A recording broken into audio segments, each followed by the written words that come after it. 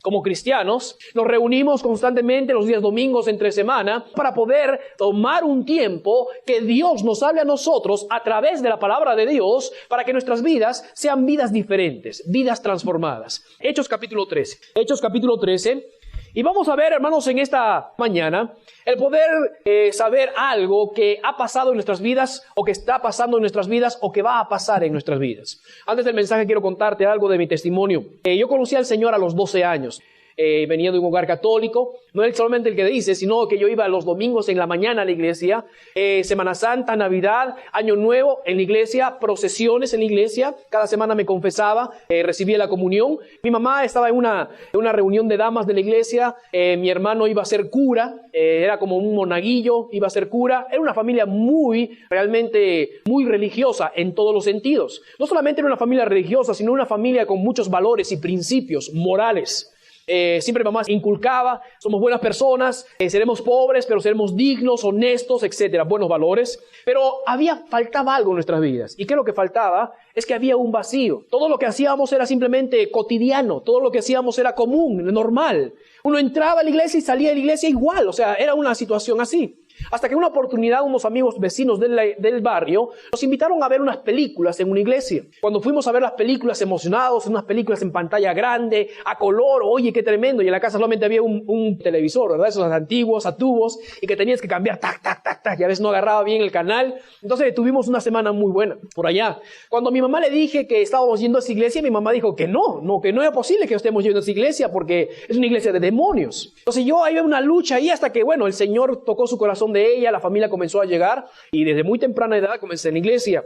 Comencé con los niños, trabajando con los niños de muy temprana edad y estuve involucrado en la iglesia. En el transcurso de mi vida espiritual, queridos hermanos, en la iglesia, muy involucrado, pasaban algo en mi vida. Y tuve, como tú tienes tropiezos en nuestras vidas, tropiezos que a veces aparentemente son un pequeño tropiezo, pero hay otros que son tropiezos que te das en la quejada bien duro. ¿Sabes de esos tropiezos, verdad? Que caes espiritualmente, caes y es difícil poder levantar. Yo en mi vida espiritual caí en algo bien, bien fuerte. El poder levantarme de esa caída me costó realmente.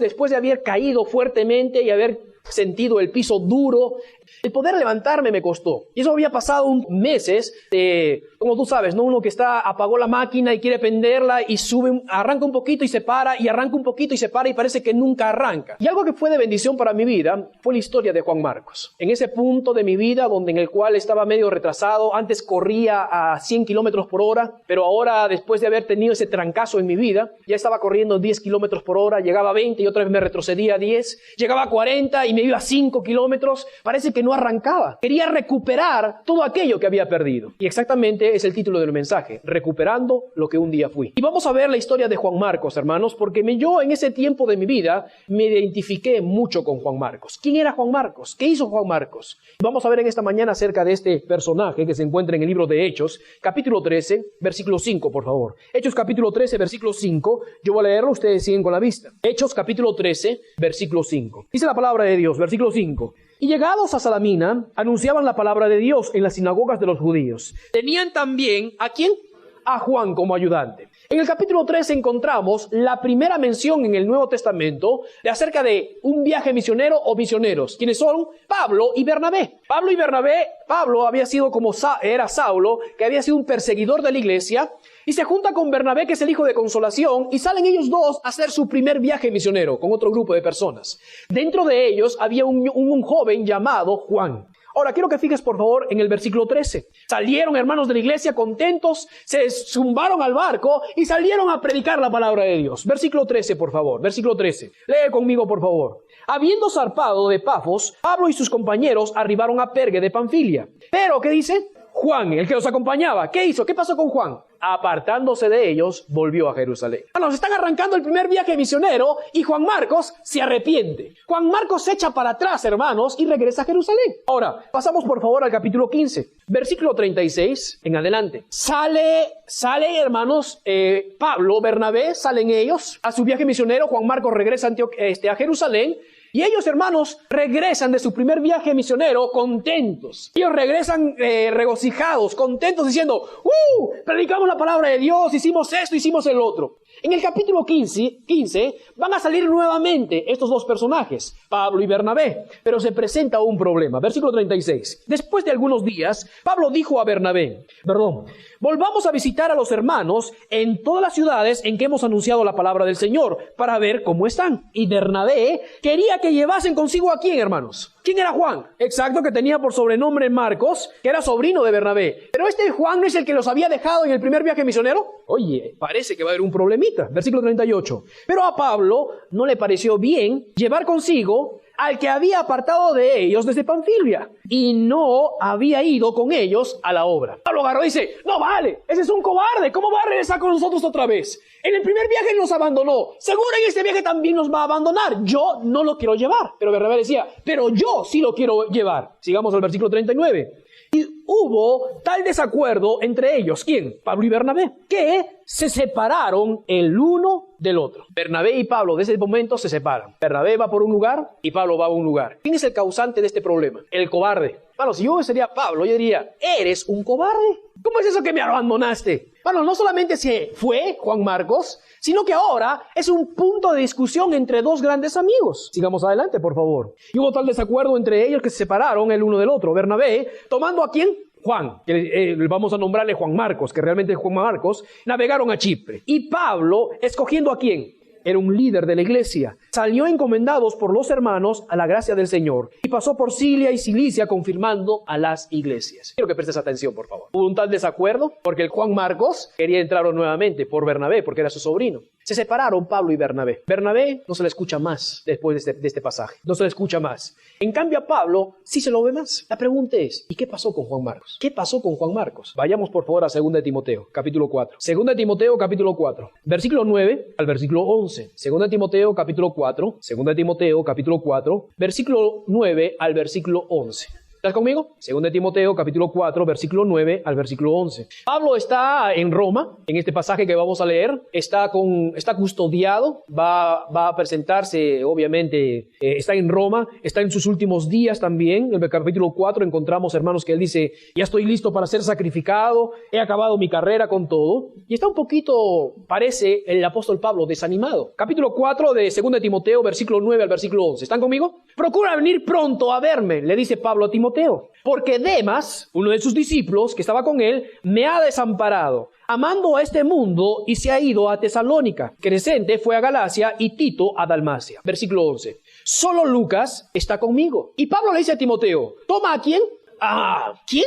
¿Ese no era el sobrino de Bernabé? Dice, toma a Marcos y tráele conmigo, esa persona que tuvo un fracaso espiritual en su vida. Y ahora Pablo le está diciendo, tráemelo, porque ese hombre es una joya.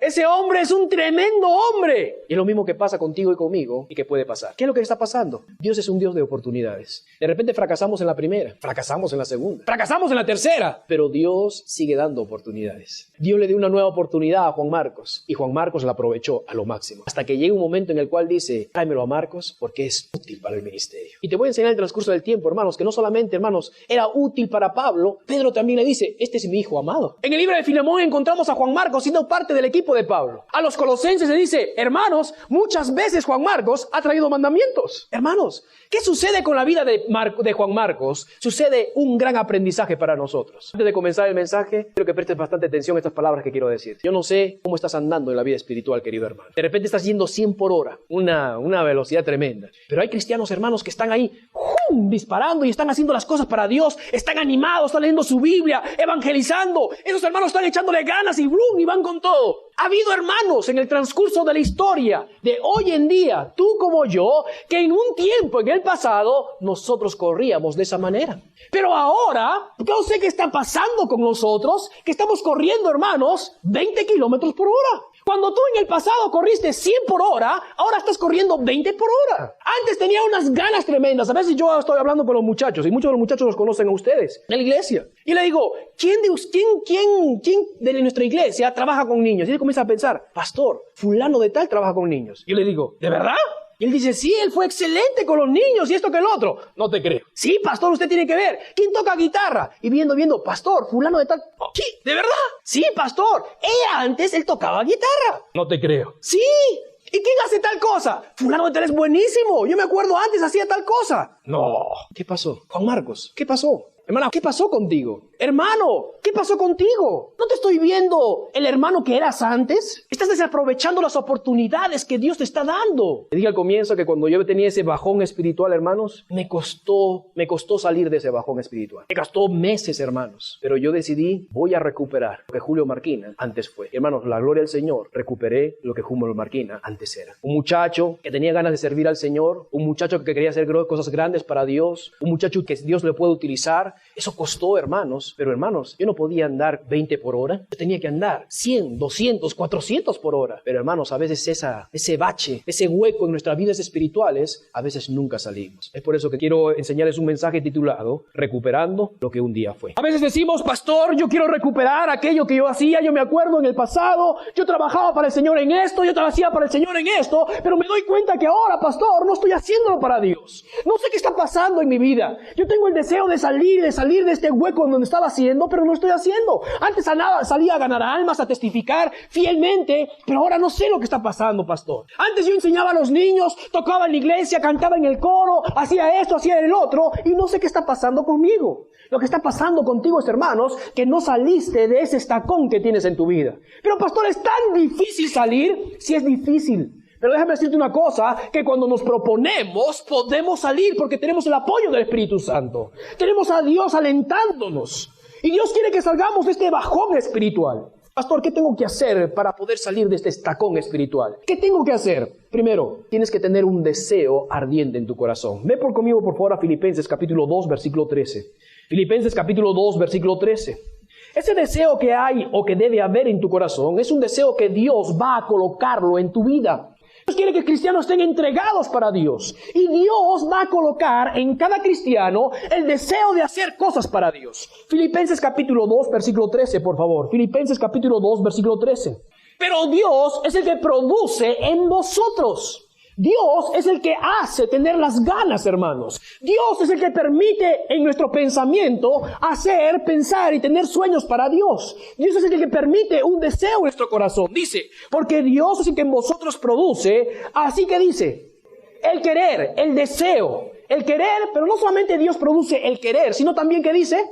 El hacer por su buena voluntad. Hermanos, quiero que tomes bastante atención y quiero que fijes tus ojos por acá. Pastor, antes hacía tal cosa. ¿Qué tengo que hacer para salir de este bajón? ¿Qué tengo que hacer para salir? Dios va a producir. Y estoy seguro que si tú antes trabajabas para tu Dios, para el Señor, dándole 100% a Dios, Dios está colocando nuevamente en tu corazón y siempre lo colocará el poder hacer nuevamente lo que antes estábamos haciendo. Porque Dios dice, Dios produce en nosotros así el querer, el deseo, como el hacer por su buena voluntad. Dios no quiere que estés estancado en esa vida espiritual que siempre estás estancado.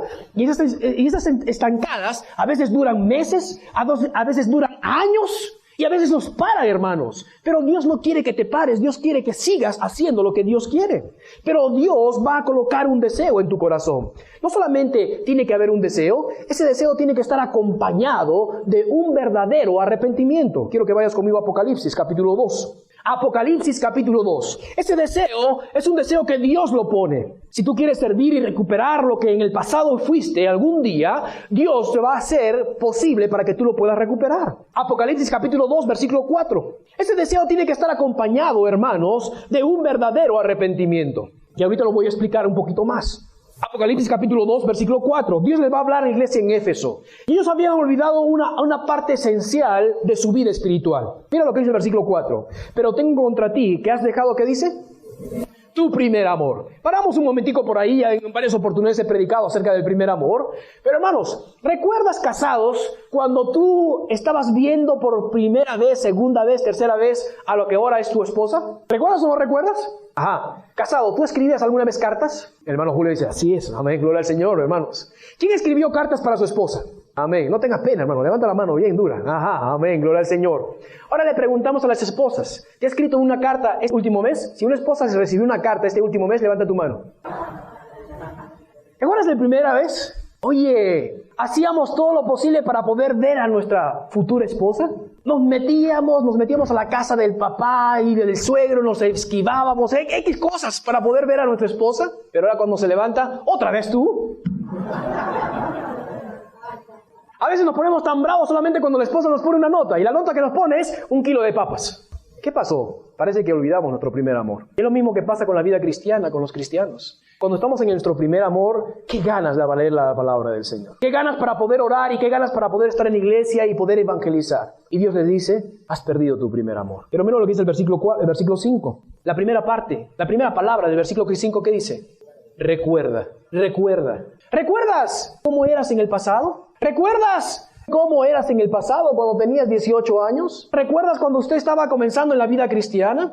¿Usted recuerda cuando comenzó recién en sus caminos del Señor? Y Dios le está diciendo, recuerda. ¿Dónde dejaste al hermano fulano de tal en el pasado sirviendo al Señor? ¿No recuerdas que ahí no te daba flojera leer la Biblia? Y Dios le dice, recuerda, por tanto, ¿de dónde has caído? ¿Y qué dice? Arrepiéntete. Lo primero que tenemos que hacer, hermanos, para salir de ese bajón espiritual que hace 5 años teníamos atrás, o 20 o 30 años, o un mes atrás, es un verdadero arrepentimiento. Pero quiero que veas tus ojos. ¿Qué es un verdadero arrepentimiento? Es un cambio total de pensamiento. Es un cambio total de emociones. De repente has visto, ¡ah! ¡Ya me arrepiento!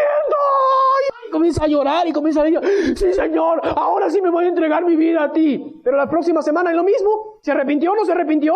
Se arrepintió en sus emociones, pero el verdadero arrepentimiento es un cambio de pensamientos, un cambio de emociones y un cambio de dirección. Ese es el verdadero arrepentimiento. Y mi manera de pensar va a ser diferente, mis emociones de repente van a estar contristadas, va a tener tristeza, pero mi camino va a cambiar.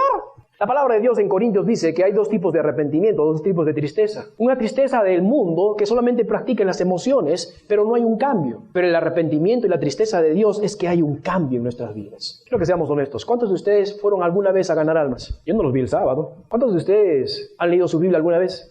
Pongan su mano. ¿Cuántos la leyeron hoy día? ¿Te das cuenta que tenemos que recordar lo que antes fuimos? ¿Te das cuenta que tenemos que arrepentirnos verdaderamente de lo que había pasado antes? Aprovechemos las oportunidades de Dios. Aprovechemos esa oportunidad que Juan Marcos le dio una oportunidad a Dios a Juan Marcos. Otra parte muy importante, hermanos, para salir de ese bajón espiritual, no solamente es un deseo que Dios produce en nuestras vidas, pero un deseo junto a un arrepentimiento. Número 2, estar dispuestos. Hay una gran diferencia, hermanos, de estar dispuestos. ¿Dispuestos para qué? Cada vez que nos alejamos de Dios, hermanos, Dios va a mostrar su disciplina. Hebreos capítulo 12 dice la palabra de Dios que Dios va a dar disciplina a todo aquel que recibe por hijo. Porque ¿qué hijo es aquel en el cual dice que es su hijo, pero no lo disciplina? Y la palabra de Dios dice, es un bastardo, no es un hijo de Dios. Ahora recuerda, cada vez que nosotros nos alejamos de Dios, vamos a experimentar disciplina en nuestras vidas. Pero si queremos salir de este bajón espiritual que estamos en nuestra vida, 1 año, 2 años, 5 años, meses, yo no sé cuándo, tenemos que tener un deseo acompañado de un arrepentimiento, primero. Número 2, estar dispuestos a las consecuencias que nosotros hemos hecho, el pecado que hemos hecho. Te voy a dar 2 ejemplos y no lo vamos a ir, si quieres puedes anotarlo. En 2 Samuel capítulo 12, puedes anotarlo, no vamos a ir por el tiempo. 2 Samuel capítulo 12, desde el versículo 9 hasta el versículo 13, en esa oportunidad vemos la historia de David. David, en el tiempo de la guerra, David no sale a la guerra. ¿Y qué hace David? Se queda en el palacio a ver su reino, se queda en el palacio a poder ver, hermanos, lo que está sucediendo alrededor. Y cuando sale a la terraza, ve que una mujer está bañándose en su terraza desnuda. Y David dice, ¡oh! No puedo ver. Pero dice, uy, qué bonita era. Pon una miradita más y ya, no voy a pecar. Y miro más, uy, esa mujer es hermosa, ¿vale? ¿Y qué pasa? Satanás inmediatamente va a dar tentaciones. Y al final, ¿qué hace? Hombre, mándame a esa mujer para conocerla. La voy a conocer, más nada. Te voy a presentar más nada. Tú sabes la historia. Se acostó con ella y ella quedó embarazada. Su esposo se llamaba Urías. Él estaba en la batalla del rey. Y como no puede, quiere tapar su pecado, David, lo va a mandar a Urías a poner al frente de la batalla y le dice, cuando Urías esté al frente de la batalla, ustedes retroceden. Y el primero que van a matar es a Urías. Y pasó así. Y David dice, arreglado. Ahora me caso con ella, tengo el hijo y solucionado. E hizo eso. Lo mató. Cometió otro pecado para cubrir su pecado. Lo mató. Y al final dice, todo está arreglado, todo está hecho. Pero Natán agarra y le dice, David, quiero contarte una historia. Había un hombre que tenía una ovejita y había un hombre rico que tenía muchas ovejas. Cuando vino un visitante a él, el hombre rico que vino su visitante, en vez de matar una de sus ovejitas, mató la ovejita del único hombre que tenía una oveja. David se levantó de ese puesto tan furioso, se colocó rojo y comenzó a gritar, dijo, ¿quién es ese hombre para que pague 4 veces, 5 veces, 20 veces lo que hizo? Y Natán le dice, eres tú. Y él, cayó. Y Dios le dice, Natán le dice, no te preocupes, Dios te ha perdonado. Pero una cosa, atente a las consecuencias. David se enfermó, su hijo nacido con Betsabé, estaba muy enfermo, con mucha fiebre. David fue a arrepentirse, se colocó cilicio, no comió, la gente del pueblo quería levantarlo de donde estaba. Y él dije, déjenme donde estoy. Orando, diciendo, Señor, no te lleves a mi hijo. Señor, envíame a mí la disciplina, pero no te lleves a mi hijo. El niño murió. Segundo, Dios le dijo a David, no censes el pueblo. No vaya a ser que ponga orgullo en tu corazón decir, wow, mira el pueblo que tengo. Pero Satanás lo incitó para censar al pueblo. David censó el pueblo. Desobedeció a Dios. Viene un profeta y le dice, David, hiciste aquello que no agradaba a Dios. Escoge. Voy a dar a escoger algunas cosas, algunas consecuencias que van a pasar. En tu casa, en el pueblo, y consecuencias que va a pasar. Y David dice, quiero que vaya con el pueblo. Dios mandó una peste a todo el pueblo y murieron cantidad de personas, hasta que David dijo, Señor, ya basta, ya basta, ya basta. Ven, las consecuencias conmigo. Ese bajón espiritual que teníamos tiene consecuencias. ¿Por qué? Porque dejamos de hacer cosas que antes hacíamos. Ese bajón tiene consecuencias, pero muchos quieren quedarse ahí porque tienen miedo que si van adelante, Dios va a dar las consecuencias de su pecado. Hermano, está dispuesto a lo que Dios va a dar en tu vida. Está dispuesto a decir, Señor, no importa lo que va a pasar, pero yo voy a salir de este lugar y voy a darme a las consecuencias. 400 kilómetros por hora corriendo. Un momento en otro, ¡plum!, 0 kilómetros. Es duro. No se quería parar, quería retroceder, quería irse al mundo. Yo dije, Señor, voy a recuperar. Hubo un deseo de poder recuperar, pero también una disposición, Señor, lo que pase en mi vida, Señor, aquí estoy. ¿Hacer algo en mi vida? Hazlo ahora. Voy a callarme a todo lo que tú digas, Señor. Voy a ir ante un deseo dispuesto a aceptar las consecuencias de nuestro pecado. Número 3. Vamos a Génesis capítulo 32, por favor. Génesis capítulo 32. El tercer punto, hermanos, para salir de ese bajón espiritual es perseverancia. Es decir, vamos a hacerlo. Capítulo 32, versículo 26. Encontramos una historia de Jacob. Jacob era un hombre engañador, era un hombre que había pasado mucho tiempo engañando, haciendo sus cosas de él, de lo que él quería. Pero en esta oportunidad, hermanos, ejemplo de perseverancia para lo que Dios quiere hacer. Espiritual, tuvo un deseo de salir de ese bajón espiritual, estuvo dispuesto a poder de recibir las consecuencias del pecado. Te dije, Señor, no voy a salir hasta que tú me bendigas. Señor, no me voy a separar de ti hasta que, Señor, hagas una labor en mi vida. Y me pareció, hermanos, a Génesis capítulo 32, versículo 26, por favor, ve ahí. Jacob estaba luchando con el ángel en Peniel, en un lugar llamado Peniel. Pero me llama mucho la atención el versículo 26. Dice, y dijo, déjame, porque raya el alba. El ángel estaba diciendo. Pero mira las palabras que dice Jacob. Y Jacob le respondió, no te dejaré, sino que dice, estaba luchando, hermanos. Estaba luchando Jacob y estaba agarrado, hermanos, del ángel. Decía el ángel, déjame Jacob. Y él dice, no te voy a dejar y voy a seguir luchando hasta que tú no me bendigas. Hermanos, ¿de qué está hablando, hermanos? De perseverancia. Está diciendo, Señor, sácame de este lugar. Señor, no te voy a dejar hasta que tú me saques de este lugar, este foso que estoy espantado mucho tiempo. Señor, quiero tu bendición. No quiero quedarme todo el resto de mi vida como estoy en este hueco estancado. Quiero que me saques, Señor. Quiero que me saques. Hermanos, ¿cuántas veces has hecho esta oración diciendo, sácame de este pozo? Estoy aburrido. Y los que están estancados, yo sé cómo se sienten ellos. Yo sé cómo se sienten cuando yo estoy predicando y ustedes se sienten identificados y dicen, es verdad. ¿Sabes por qué yo lo sé? Porque un día estuve en tu lugar. Cada vez que cuando se predicaba y yo estaba en ese estancón espiritual, ¿cómo deseaba predicar? Cuando mi pastor predicaba y decía, vamos a hacer cosas grandes para Dios, yo sabía mi situación y yo decía, Señor, yo quiero hacerlo. Señor, es verdad. Y hasta el momento no lo he recuperado. Hasta que tuve que ponerme de rodillas, dije, Señor, no te dejaré hasta que tú no me saques de este hueco. No te dejaré, Señor, hasta que tú me bendigas. Perseverancia, querido hermano. Cuando tú tienes ese deseo en tu corazón, estás dispuesto a las consecuencias que va a suceder en tu vida, a aceptarlas, a presentarlas con valor, con fuerza y decir, Señor, voy a seguir adelante haciendo lo que tenía que hacer. Va a pasar algo en tu vida. Tienes que trabajar. Vamos por favor a 2 Timoteo capítulo 4. Todo no es un deseo. Todo no es un deseo en nuestra vida. Es, hermanos, algo de trabajo. Julio Marquina, después de ese bajón, tuvo un deseo en su corazón de hacer cosas para Dios. Y Señor, las consecuencias del pecado, que vengan, Señor, las consecuencias del pecado. Señor, estoy dispuesto y no te voy a separar, Señor, voy a seguir fiel a ti. Tenía dos opciones, ir allá atrás o ir hacia adelante con Dios. Dije, Señor, voy a ir hacia adelante. No más ya aventuras, no más jueguitos, Señor. He aprendido de esta caída y voy a seguir adelante. Cuando tomé seguir adelante, hermanos, tuve que aplicar lo que antes comencé a hacer. ¿Cómo? Tuve que trabajar. Pues si algo quieres conseguir, querido hermano, querido amigo, tienes que trabajarlo. ¿Es así o no es así? Si quieres tener una buena casa, trabaja. Si quieres tener algo, quieres comprar, trabaja para poder conseguirlo. En la vida espiritual, hermanos, es lo mismo. ¿Quieres recuperar aquello que dejaste en el pasado? Comienza a trabajar. No es suficiente con sueños y deseos en el corazón. Te lo voy a decir de nuevo. ¿Cuántas veces lo he dicho? Detrás de la puerta de mi esposa, cuando era soltera en su casa, había un muñequito y decía con unos pensamientos: si quieres grandes sueños en tu corazón, entonces despierta. Y muchos viven con sueños y con deseos en su corazón. No, pastor, yo quiero salir, ahora sí quiero entregar mi vida al Señor. Ahora sí voy a decir las cosas en serio. Es puro sueño lo que tú tienes en tu cabeza. Es puro deseo lo que tienes en tu corazón. Porque hasta el día de hoy no has comenzado a nada. Es hora de comenzar a trabajar. Es hora de retomar lo que en el pasado dejamos. Si dejaste de evangelizar, es hora que comiences a evangelizar. Ah, pastor, pero usted no entiende. Ah, yo sé que todo es pura emoción. Ah, pastor, yo me acuerdo cuando oyentes era fiel a la iglesia. Y no, su hermano, comienza a ser fiel. Es que usted no entiende mi problema. Tampoco Dios te entiende. Dios te está dando una oportunidad y no la aprovechas. 2 Timoteo capítulo 4, versículo 9 en el 11. Procura venir pronto a verme, Timoteo, porque Demas me ha desamparado amando a este mundo y se ha ido a Tesalónica. Crescente fue a Galacia y Tito a Dalmacia. Solo Lucas está conmigo. Toma a Marcos y tráele conmigo porque es útil en el ministerio. Ahora tiene una posición muy alta. ¿Qué pasó con Marcos? ¿Siguió teniendo la misma actitud? Cambió.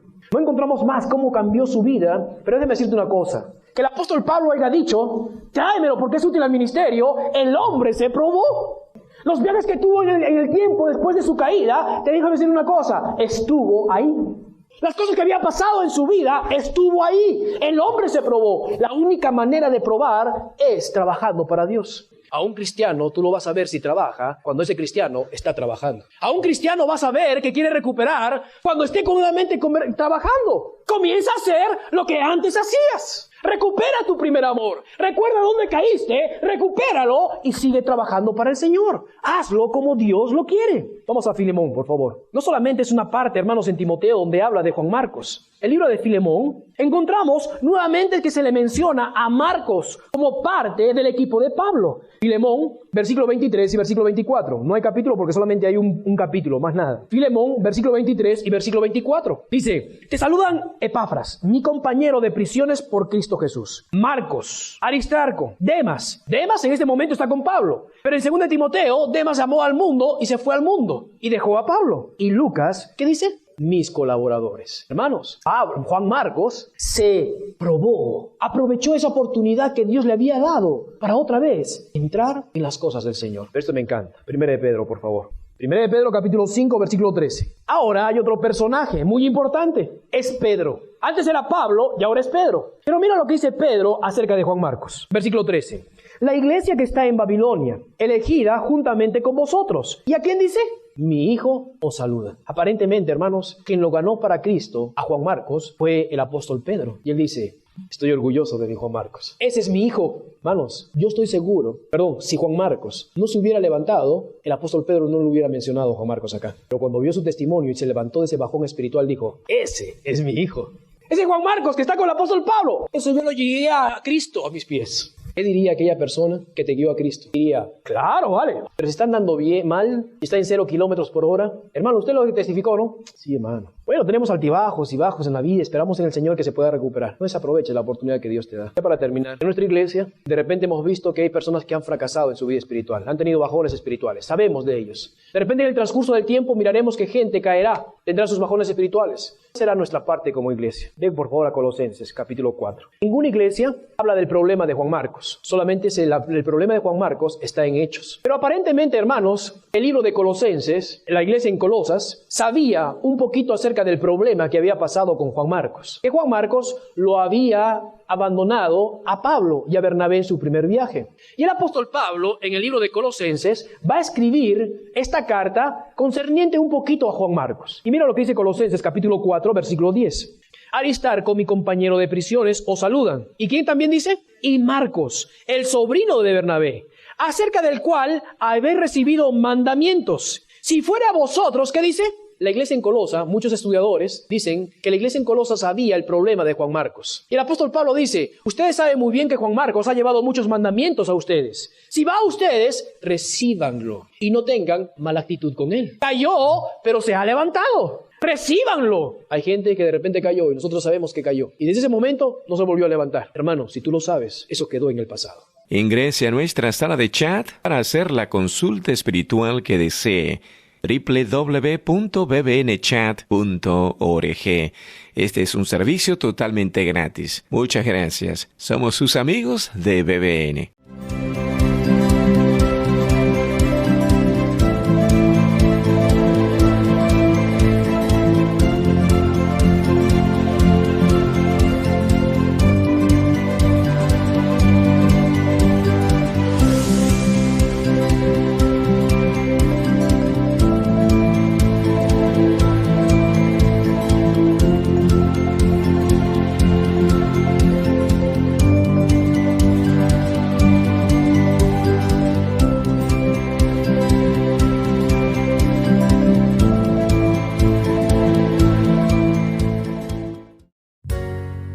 Síguenos en nuestras redes sociales como Citas para Compartir y comparte con nosotros la poderosa palabra de Dios.